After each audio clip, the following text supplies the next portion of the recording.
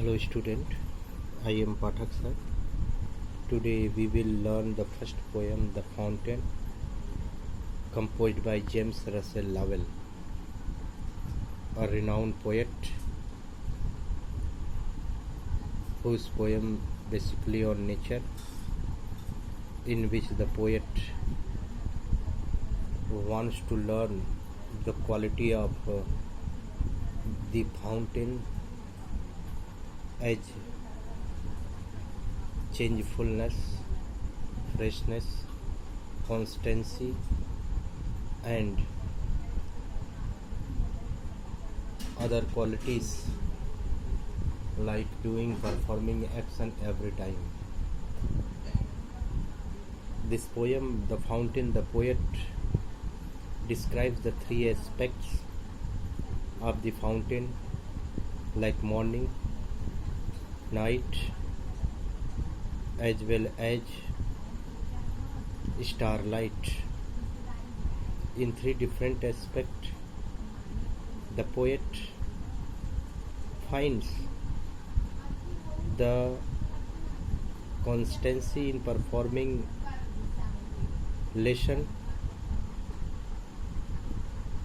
performing its deeds in all way of life. प्रस्तुत कविता fountain कवि James Russell Lovell द्वारा रचित है, जिसमें कवि फव्वारे के तीन पहलुओं का अवलोकन कर रहे हैं और यह बताने की कोशिश कर रहे हैं कि हम सभी को फव्वारे से उसकी परिवर्तनशीलता, तरोताजगी, निरंतरता और उसके कार्य करने की क्षमता अर्थात निरंतर कार्य करने की क्षमता का एहसास करना चाहिए और उसके गुणों को हमें अपने व्यवहार में लाना चाहिए। अब हम लोग कविता को देखते हैं। Into the sunshine full of the light, leaping and freshing from morn till night। कवि कह रहे हैं कि into the sunshine, सुबह धूप में, कह रहे हैं क्या कि सुबह की खिली हुई धूप रहती है और फव्वारा लीपिंग एंड फ्लैशिंग उछलता रहता है और चमकता रहता है फ्रॉम मॉर्न टिल नाइट, सुबह से लेकर के शाम तक, अर्थात सुबह से लेकर के शाम तक फव्वारा अपने कार्य को निरंतर करता रहता है और वह सूरज की किरणें में वह लिपिंग उछल कूद करता रहता है और फ्लैशिंग, और वो उस पर जब सूरज की किरणें पड़ती है तो चमकती हुई वस्तु के रूप में उसकी फव्वारे की लहरें दिखाई देती हैं। यह कार्य सुबह से लेकर के शाम तक टिल नाइट यानी रात तक फव्वारा निरंतर करते रहता है। इनटू द मून लाइट, और जब सायंकाल हो जाने के बाद चांदनी रात होती है तो यह फव्वारा वाइटर देन स्नो, उस चांदनी रात की रोशनी में वाइटर देन स्नो, बर्फ के तरह, बर्फ से भी ज़्यादा सफ़ेद दिखाई देती है। कहना क्या कि into the moon light whiter than snow, कह रहे हैं क्या कि चांदनी रात में, जब चांदनी रात होती है तो यह फव्वारा वाइटर देन स्नो, बर्फ से भी कहीं ज़्यादा सफ़ेद दिखाई पड़ता है। Wavings of flower like when the wind blow, और वेविंग्स ऑफ फ्लावर लाइक, और ऐसे हिलती डुलती है जैसे कि पुष्प अपनी डंठल में हिलती डुलती रहती है, लेकिन कब? व्हेन द विंड ब्लो, जब हवा चलने लगती है। तो जब हवा बहती है तो उसके हर झोंकों के साथ साथ यह फव्वारे की लहरें, तरंगे वेविंग्स ऑफ फ्लावर लाइक ऐसे हिलती डुलती है जैसे कि पुष्प अपनी डालियों में क्या करता रहता है, हवा के झोंकों के साथ क्या करता रहता है, लहराता रहता है, हिलता रहता है। इनटू द स्टारलाइट, कह रहे इनटू द स्टारलाइट, जब तारों की टिमटिमाती रोशनी पड़ती है तो रसिंग इन स्प्रे, यह फव्वारा खुशियों के मारे रशिंग दौड़ भाग करता रहता है।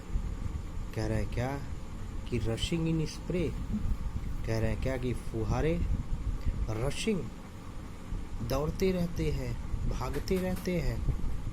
और happy at midnight happy by day, और आधी रात को भी वह उतनी ही प्रसन्न रहती है जितना कि हैप्पी बाय डे, दिन में वह प्रसन्नचित्त रहती है। तो यहाँ पर 3 एस्पेक्ट की बात की। कभी कह रहे हैं कि इनटू द सनशाइन, सुबह की धूप में, सुबह की धूप जब फव्वारे पर पड़ती है तो ऐसा लगता है कि वह लिपिंग, वह फव्वारा उछलता हुआ सूरज की धूप में चमक रहा हो, और उसका चमकना दिन से लेकर के रात तक चलता है। इनटू द मूनलाइट, और जब चांदनी रात की रोशनी फव्वारे पर पड़ती है तो वाइटर देन स्नो, यह देखने पर ऐसा लगता है कि मानो बर्फ से भी कहीं ज़्यादा वह सफ़ेद दिख रही हो। Waving so flower like when the wind blow, और फ्लावर लाइक, और यह ऐसे हिलती डुलती है जैसे कि क्या, जैसे कि फूल अपने डंठल में हवा के झोंके के साथ लहराती रहती हो। अर्थात जब हवा चलती है तो फव्वारा ऐसे हिलता डुलता है, ऐसे लहराता है, बल खाता है, जैसे कि पुष्प अपनी डालियों में क्या करती है, लहराती रहती है। Into the star light white रसिंग in spray, और कह रहे हैं क्या, स्टार लाइट, जब तारों की टिमटिमाती हुई रोशनी उस फव्वारे पर पड़ती है तो रशिंग इन स्प्रे, तो यह फव्वारे की फुहारे क्या करती है, रशिंग भागती हुई प्रतीत मालूम पड़ती है, दौड़ती हुई निरंतर मालूम पड़ती है। और happy at midnight happy by day, और दिन में वह ऐसे प्रसन्नचित रहती है, वह रात को भी उतनी ही प्रसन्नचित रहती है, मध्य रात्रि को, जितना कि वह दिन में रहती हो। आगे कह रहे हैं क्या, ever in motion blithesome and cheery, कह रहे हैं क्या कि ever in motion blithesome and cheery, still climbing heavenward never a weary, कह रहे हैं क्या एवर इन मोशन, सदैव गतिशील रहने के बावजूद भी यह फव्वारा ब्लीथसम एंड चीरी, हमेशा प्रफुल्लित और आनंदित रहती हुई मालूम पड़ रही है। और स्टिल क्लाइंबिंग हेवनवर्ड, स्टिल क्लाइंबिंग, और फिर भी वह गति करते हुए भी हेवनवर्ड, ऊपर की ओर बढ़ती ही चली जाती है। और नेवर अ वेरी, और देखने पर ऐसा कभी नहीं लगता कि मानो वह कभी थकती हो। तो कह रहे हैं क्या कि ever in motion ब्लिक्सम and cheery, कह रहे हैं क्या कि फव्वारे के लिए कह रहे हैं कि एवर इन मोशन, सदैव गतिशील में होने के बावजूद भी वह प्रसन्नचित और आनंदित मालूम पड़ती है, दिखाई देती है। स्टिल क्लाइंबिंग हेवनवर्ड, और मुस्कुराते हुए, प्रफुल्लित होते हुए वह हमेशा ऊपर की ओर बढ़ती चली जाती है। और ऐसा लगता है कि नेवर अ वेरी, वह फव्वारा अपने कार्य को करते करते गति में रहने के बावजूद भी कभी भी उसे थकान महसूस नहीं होती। अर्थात the poet points out the naturalistic quality of the fountain by which the poet wants to learn all those qualities describing in the poem. Glad of all weathers, still seeming best, upward or downward motion direct करेगा। Glad of all weather, हर मौसमों में वह प्रसन्नचित रहती है, फव्वारा हर मौसम में प्रसन्नचित रहता है। Still seeming best, still seeming best, फिर भी वह सदैव हर मौसम में प्रसन्नचित रहता है और सदैव सीमिंग बेस्ट वह बहुत अच्छा प्रतीत यानी सदैव अच्छा दिखाई देता है, अर्थात वह हर मौसम में प्रसन्नचित्त रहता है और अपने कार्य को बहुत अच्छे ढंग से वह करता हुआ मालूम पड़ता है। अपवर्ड और डाउनवर्ड, चाहे वह ऊपर जाता हो चाहे वह नीचे जाता हो, यानी हर मौसम में वह ऊपर नीचे की प्रक्रिया उसकी की लगी रहती है। और मोशन डायरेक्ट, और मोशन में ही यानी गति में ही, गतिशीलता में ही फव्वारा क्या कर लेता है, आराम कर लेता है। तो कह रहे क्या, glad of all weather, still swimming best, upward और डाउनवर्ड, मोशन डायरेक्ट। कह रहे हैं क्या, ग्लैड ऑफ ऑल वेदर, यह फव्वारा हर मौसम में, चाहे कोई भी मौसम हो, हमेशा प्रसन्नचित्त मालूम पड़ता है। स्टिल स्विमिंग बेस्ट, और सदैव बेहतर से बेहतर ढंग से अपने कार्य को करता हुआ मालूम पड़ता है। अपवर्ड और डाउनवर्ड, चाहे वो उसकी लहरें ऊपर जाने की हो चाहे नीचे जाने की हो, अर्थात निरंतरता में ही मोशन डायरेक्ट, मोशन में ही तू आराम कर लेती है, अर्थात फव्वारा मोशन में ही आराम कर लेती है। Full of nature, full of nature, प्रकृति के हर गुणों से संपन्न यह फव्वारे को नथिंग कैन टेम, कोई भी शक्ति उसे रोक नहीं सकती, यानी प्रकृति की कोई भी शक्ति उस फव्वारे को उसके कार्य से वंचित नहीं रख सकती। Changed every moment ever the same, हर पल पल में उसकी क्रियाकलाप बदलते रहते हैं, लेकिन फिर भी फव्वारा एक ही तरह से दिखाई देता है।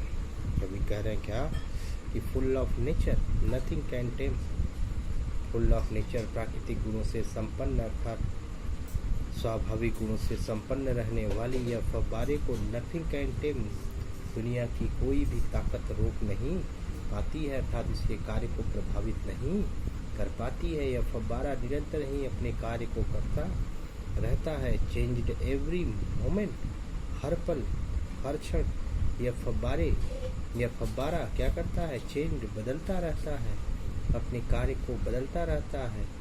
एवर द सेम, फिर भी अपने कार्य को निरंतरता के साथ करता रहता है।